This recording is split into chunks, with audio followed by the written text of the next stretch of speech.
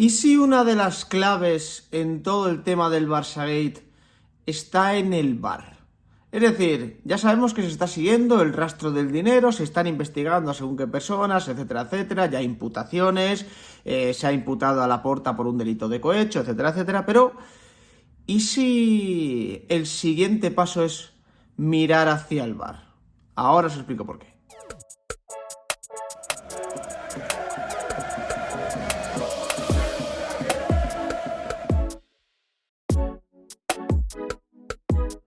¿Qué tal, familia? ¿Cómo estáis? Este vídeo es una reflexión en voz alta, pero creo que va bien tirada, no porque lo diga yo, porque de hecho estoy haciéndome eco de un tuit de Footballgate que me ha hecho pensar y que, relacionado con el arbitraje de la actualidad, me ha llevado a publicar el vídeo que ya estáis viendo en vuestras pantallas, ¿no? Resulta que el otro día, este fin de semana, ha habido muchísima polémica en el fútbol español con el tema del arbitraje. Ha habido 3 partidos señalados en rojo por todos, o partidos en los que se ha vivido un escándalo arbitral importante. Real Sociedad Barcelona, con un penalti clarísimo de Koundé sobre Oyarzábal, que Alberola Rojas no ve, y del Cerro Grande en el VAR, pues tampoco le avisa para que vaya a verlo.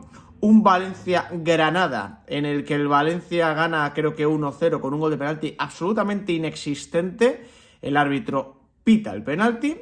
Y del Cerro Grande, curiosamente, en el VAR, un día después de haber perpetrado el atraco de San Sebastián, le dice, oye, mira, pues pa'lante. En vez de decirle, oye, tienes que ir al monitor porque no es penalti. O sea, es una de las jugadas más llamativas que yo he visto en muchísimo tiempo en España, como un penalti totalmente inventado por un árbitro no lo corrigen desde el VAR. Y luego, el otro partido, también muy llamativo, el Celta-Sevilla, que al Celta, por cierto, yo vuelvo a repetir, lo están persiguiendo de manera clarísima a nivel arbitral y está empezando a ser sangrante la situación del equipo gallego. Hay un penalti muy evidente, muy evidente a favor del Celta, y de repente desde el VAR, oye, mira, oye, que esto a mí me parece que tal, que me parece igual, y pues el Celta evidentemente se queda sin ese penalti que, si no lo habéis visto, buscadlo por YouTube, en algún resumen de la liga, si lo han puesto, es tan claro que es flagrante el error del VAR. Pues ha habido mucha polémica. El tema con esto es que ya la gente se está empezando a cansar. Antes solo abría la boca el madridismo, ahora nos hemos encontrado hace unos días a la afición del Athletic protestando por lo que les pasó contra el Barcelona. Ahora a gente de la Real Sociedad. El otro día rajada monumental de Rafa Benítez. La gente del Granada hasta las narices después de lo que sucedió en Valencia. Se está generando un caldo de cultivo en el que hasta Javier Tebas, como hemos visto esta mañana en el análisis de portadas, ha soltado aquello de lo mismo sería bueno escuchar los audios del VAR. ¿Qué pasa con esto? Tuit de Footballgate. Os lo he dejado en la descripción para que lo podáis ver. Es un vídeo que tiene corta duración, creo que es un minuto y poco, y que evidentemente no lo pongo aquí por un tema de derechos de autor, ya sabéis. En ese tuit se puede ver que en la temporada 2018-2019, en un clásico del Camp Nou, en el que el Barça pasa por encima del Real Madrid, 5-1, hay una jugada en la que Varane comete penalti sobre Luis Suárez. El penalti es claro. O sea, el penalti, si podéis ver el vídeo, que repito, lo tenéis en la descripción, os vais a dar cuenta que es un penalti claro de Varane. El árbitro en ese momento no pita penalti. Considera que no hay nada y que Luis Suárez se tira. Error del árbitro. En el VAR le llaman y le dicen, espera un momento, no reanudes el juego, vamos a revisar la jugada. Esos audios se publicaron. O sea, todo el mundo tuvo acceso a la conversación que había entre el árbitro de VAR y el árbitro principal. Y de hecho el árbitro de VAR acaba diciendo, vete al monitor porque hay contacto, vete al monitor a ver la jugada. Y evidentemente va al monitor, observa que hay penalti, repito, es penalti claro de Rafael Varane sobre Luis Suárez, y cambia lo que había pitado en un primer momento, señala penalti. El Madrid ese partido pierde 5-1 y de hecho esa liga del Real Madrid ni siquiera la compite, es una muy mala liga del Real Madrid. Esto fue hace pocos años, 2018-2019. Se filtraban audios, todo el mundo tenía acceso a los audios que había desde el VAR, pero de repente nos quedamos sin ello.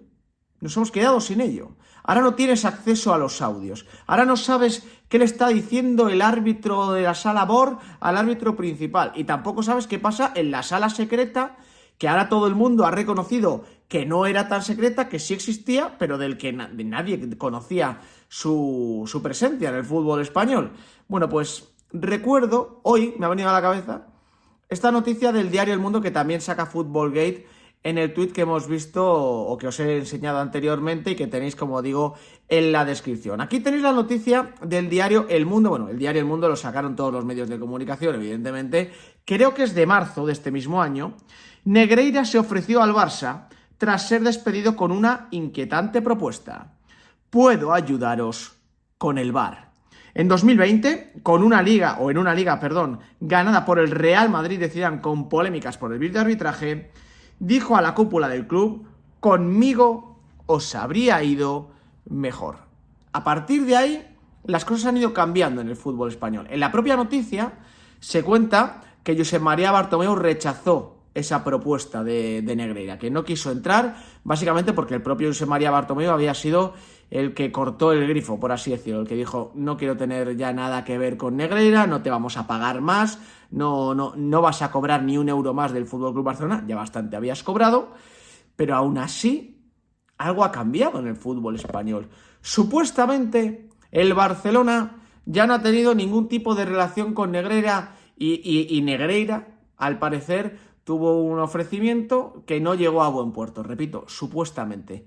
Pero entonces, ¿qué ha pasado con el VAR? ¿Qué ha pasado? Lo que era una herramienta que venía para ayudar y que, como mostró Footballgate, ayudaba y se filtraban los audios, de hecho, es decir, tú podías tener acceso a un audio que te explicara por qué se había pitado, por ejemplo, el penalti de Rafael Varane sobre Luis Suárez. Ahora todo es hermetismo absoluto, nada de transparencia, no se filtran los audios, está prohibido, por lo que parece, escuchar al estamento arbitral debatir o decir: oye, vete al monitor, no vayas, no ha pasado nada, sigue, pita, lo que sea. Y los mamporreros oficiales, los Iturralde y compañía, te dicen que es que, claro, que es que la International Board, que es que habría que tal, que es que habría que cual. ¿Cómo es posible que hace pocos años sí que tengamos acceso a esos audios y ahora sea imposible? ¿Dónde está el audio del Real Sociedad Barcelona, por ejemplo? ¿Dónde está la comunicación entre Del Cerro Grande y Alberola Rojas en el momento en el que Koundé hace un penalti tan claro como el que cometió sobre Oyarzabal? ¿Dónde está el audio en el Valencia-Granada? ¿Dónde está el audio en el Sevilla-Celta? ¿O dónde estuvo el audio en el famoso Atlético de Madrid-Real Madrid del Metropolitano, en el que pasó absolutamente todo y al Real Madrid le sangraron arbitralmente?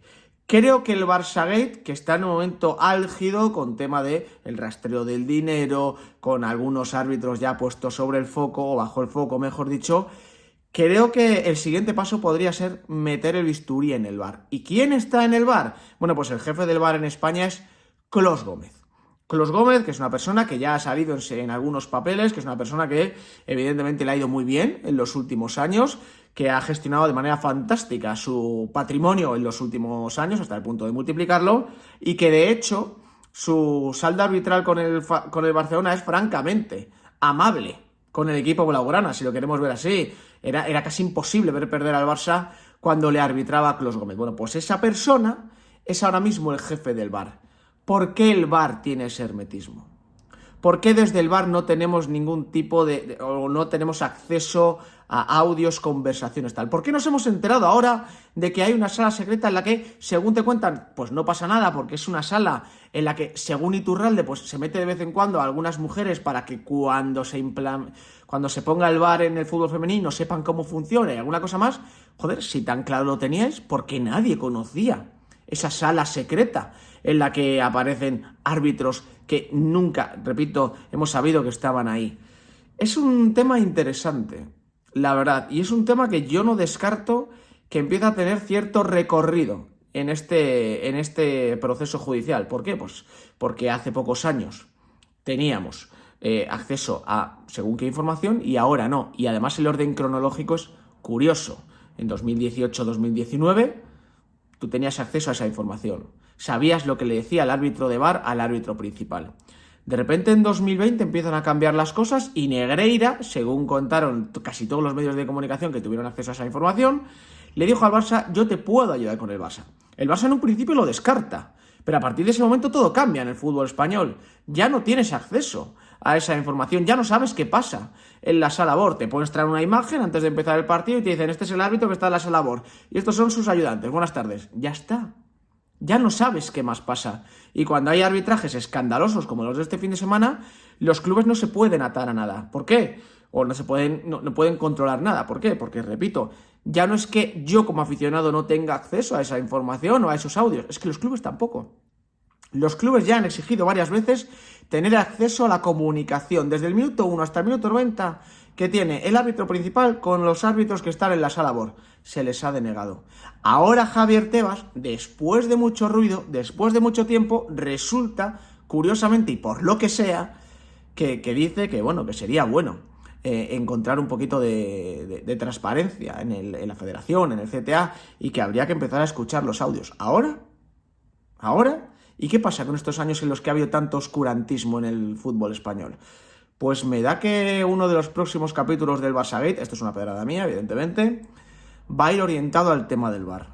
Y no a que haya una sala secreta o que haya un tal, o que X árbitro que ahora esté en el VAR haya multiplicado su patrimonio. No. Yo creo que van a empezar a llamar a la puerta del VAR y van a descubrir cosas que se han ido tapando durante los últimos años, porque ya lo sabéis, el fútbol español está podrido, está herido de muerte, y todo lo que está sucediendo no es casualidad, sino todo lo contrario. Repito, en 2018 tú sabías lo que pasaba.